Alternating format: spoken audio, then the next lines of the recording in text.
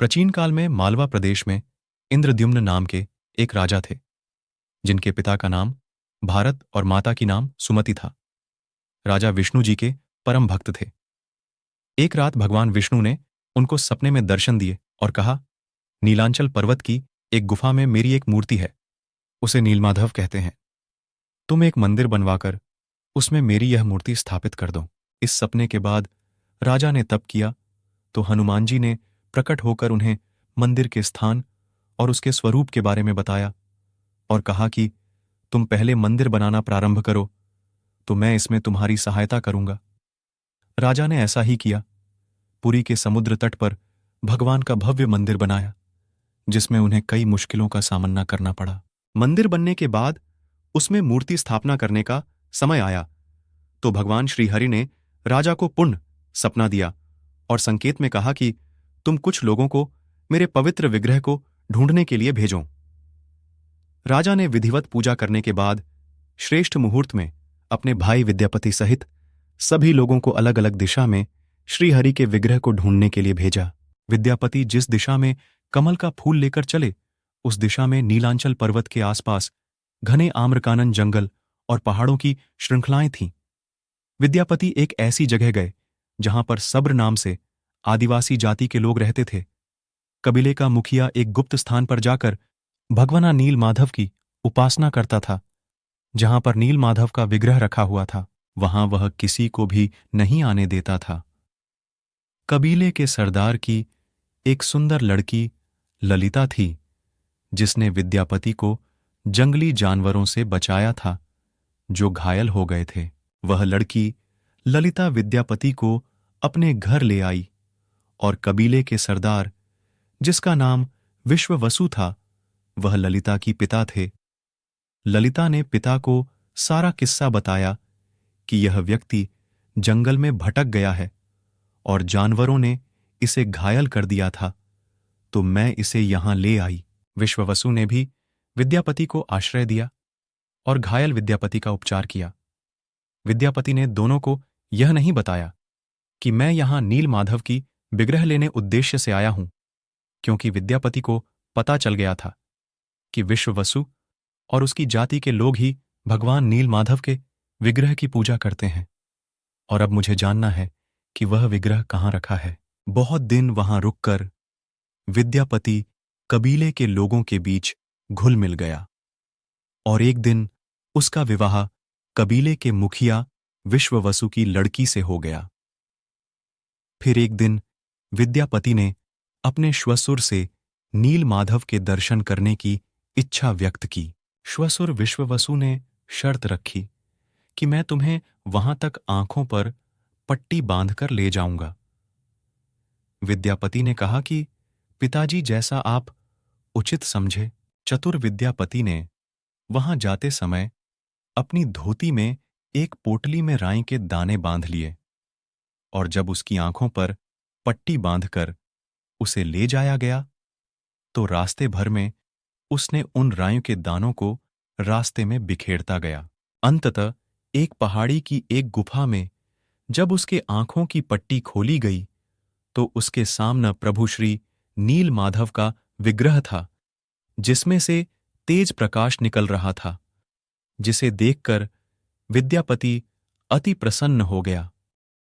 फिर जब वे दर्शन कर लौट आए तो कुछ समय बाद जब वे राई के दाने पौधों में बदल गए तो विद्यापति को वहां तक पहुंचना का मार्ग मिल गया। फिर एक दिन प्रातः जल्दी उठकर विद्यापति उस मार्ग पर जाने लगे तो उनकी पत्नी ने पूछी, इतनी सुबह कहाँ जा रहे हो?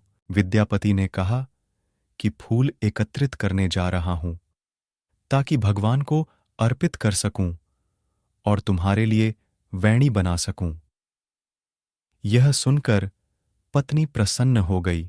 फिर विद्यापति वहां से सीधे नीलांचल पर्वत पर उसे गुफा में चले गए। शंका होने पर उनकी पत्नी भी उनके पीछे आ गई और उसने देखा कि विद्यापति तो प्रभु नीलमाधव की मूर्ति चुराकर ले जा रहे हैं, तो उसे बड़ा दुख हुआ। विद्यापति ने अपनी पत्नी को सारा किस्सा बताया कि मेरे भाई राजा इंद्रद्युम्न हैं और उन्होंने एक भव्य मंदिर बनाया है जिसमें प्रभु की इच्छा से ही वह यह विग्रह स्थापित करना चाहते हैं।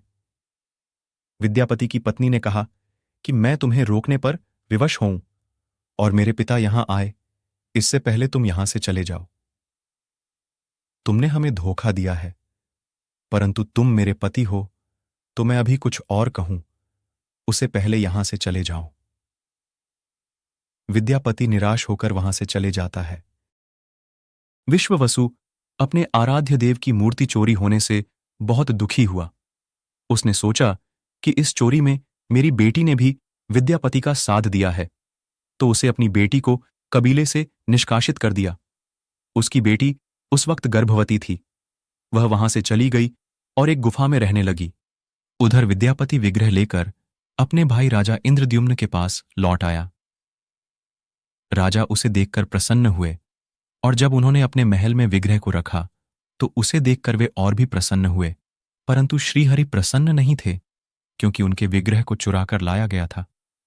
तब उन्होंने राजा को स्वप्न में कहा कि अब तुम मेरी मूर्ति बनाओ किसी श्रेष्ठ मूर्तिकार से। राजा ने कहा कि ऐसा मूर्तिकार कौन होगा जो आपका विग्रह बना सके। भगवान ने कहा कि तुम मेरी मूर्ति बनाने के लिए समुद्र में तैर रहा पेड़ का बड़ा टुकड़ा उठाकर लाओ, जो द्वारिका से समुद्र में तैरकर पुरी आ रहा है। राजा के सेवकों ने उस पेड़ के टुकड़े को तो ढूंढ लिया, लेकिन सब लोग मिलकर भी उस पेड़ को नहीं उठा पाए। तब राजा को समझ आ गया कि नीलमाधव के अनन्य भक्त सब्र कबीले के मुखिया विश्ववसु की ही सहायता लेना पड़ेगी। सब उस वक्त हैरान रह गए जब विश्ववसु भारी भरकम लकड़ी को उठाकर मंदिर तक ले आए। अब बारी थी लकड़ी से भगवान की मूर्ति गढ़ने की। राजा के कारीगरों ने लाख कोशिश कर ली, लेकिन कोई भी लकड़ी में एक छेनी तक भी नहीं लगा सका। तब तीनों लोक के कुशल कारीगर भगवान विश्वकर्मा एक बूढ़े व्यक्ति का रूप धरकर आए। उन्होंने राजा को कहा कि वे नीलमाधव की मूर्ति बना सकते हैं, लेकिन साथ ही उन्होंने अपनी शर्त भी रखी कि वे 21 दिन में मूर्ति बनाएंगे और अकेले में बनाएंगे। कोई उनको बनाते हुए नहीं देख सकता। उनकी शर्त मान ली गई। लोगों को आरी, छेनी, हथौड़ी की आवाजें आती रहीं। राजा इंद्रद्युम्न की रानी गुंडिचा अपने को रोक नहीं पाई। वह दरवाजे के पास गई तो उसे कोई आवाज सुनाई नहीं दी। वह घबरा गई। उसे लगा बूढ़ा कारीगर मर गया है। उसने राजा को इसकी सूचना दी। अंदर से कोई आवाज सुनाई नहीं दे रही थी तो राजा को भी ऐसा ही लगा। सभी शर्तों और चेतावनियों को दरकिनार करते हुए राजा ने कमरे का दरवाजा खोलने का आदेश दिया। जैसे ही कमरा खोला गया तो बूढ़ा व्यक्ति गायब था और उसमें 3 अधूरी मूर्तियां मिली पड़ी मिली। भगवान नीलमाधव और उनके भाई के छोटे छोटे हाथ बने थे, लेकिन उनकी टांगें नहीं, जबकि सुभद्रा के हाथ पांव बनाए ही नहीं गए थे। राजा ने इसे भगवान की इच्छा मानकर इन्हीं अधूरी मूर्तियों को स्थापित कर दिया। तब से लेकर आज तक तीनों भाई बहन इसी रूप में विद्यमान हैं। दोस्तों, ये था विष्णु जी के नीलमाधव से लेके जगन्नाथ बनने तक की कहानी। आपको ये कहानी अच्छा लगा तो वीडियो को लाइक, शेयर और चैनल को सब्सक्राइब करें।